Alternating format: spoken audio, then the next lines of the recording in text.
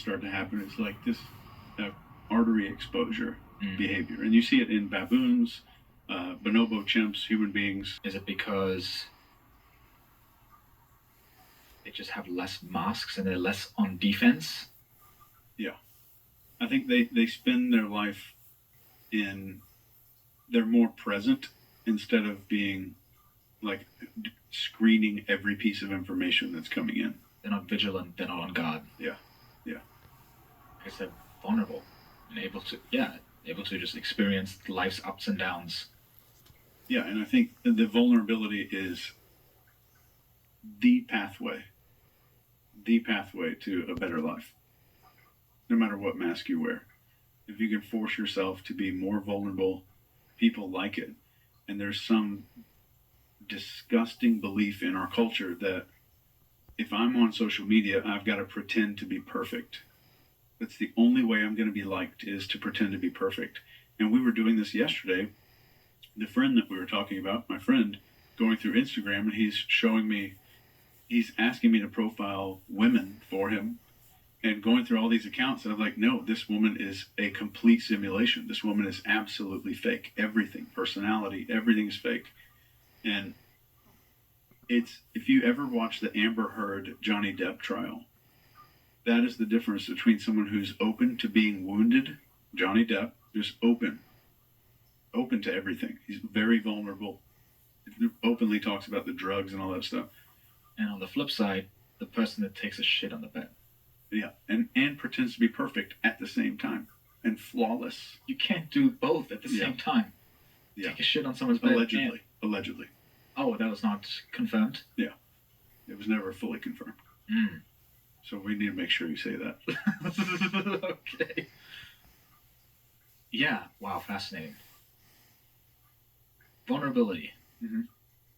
Maybe you could segue into psychedelics and also your journey with your brain disease. Yeah. So I forgot to mention this last time in the episode. You have a neuroscience degree from Harvard as well. Certification. Yeah. Why did you get into that? What did you learn? What's your brain disease? Like, just catch people up to speed to that. I found out I had a brain disease after becoming a neuroscientist. So I had been having seizures for 3 years, and these are called temporal lobe seizures. So you're not like jiggling all on the ground and shaking around and stuff like a tonic-clonic seizure. But these are absence seizures where like I leave planet Earth, like drool comes out of my mouth. And the seizures are about 60 seconds to 90 seconds. And inside of one of those seizures, it's like 3 years of memories, that brand new memories that don't exist, that my brain is trying to file in with real life. 3 years. And that's one seizure. And at the peak of this, I had 9 seizures a day, 9 of those a day. To the point where I didn't know who my wife was. I looked her right in the eyes and thought, if I just pretend like I know who she is long enough, we're going to be okay. Like, it's going to come back to me. I thought my dog was fake. Like, it broke me out of reality completely. What do you mean it was fake? Like, I thought that my dog was not my dog. And somebody like put a different dog that looks like my dog in my house. Ah, the dog is an imposter. Yeah. The dog is a spy. Yeah. And there's so much deja vu that happens with a temporal lobe seizure to where everything is like a memory. I'm looking around all these tripods, right? So my brain would start seeing every detail in the room, the reflection off of the tape on that Amazon box right there. Every single detail is coming back from like hundreds of memories as if I'd remembered all of this. And it's so much deja vu that your brain automatically goes, the only way this is real is if someone's setting me up. Someone set this up. And right at that moment when you realize, like, you're thinking like somebody set this up, bam, the seizure starts. Oh. And then you're just launched into this nightmare that's like 3 years long that lasts 60 seconds. It's the ultimate time warp. and I'm losing about 1 million neurons a second during those seizures. That's what it feels like? No, Or that's a fact. So it was bad, and my hippocampus was kind of just eating itself.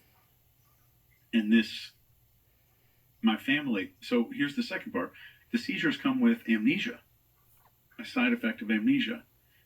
So I had been having seizures for 3 years. My family knows that I studied neuroscience. They know that I'm well versed in how the brain works. So they said, "Oh, if Chase is going through anything, he would know. He would go to a doctor." And I remembered nothing about the seizures. Didn't remember having them.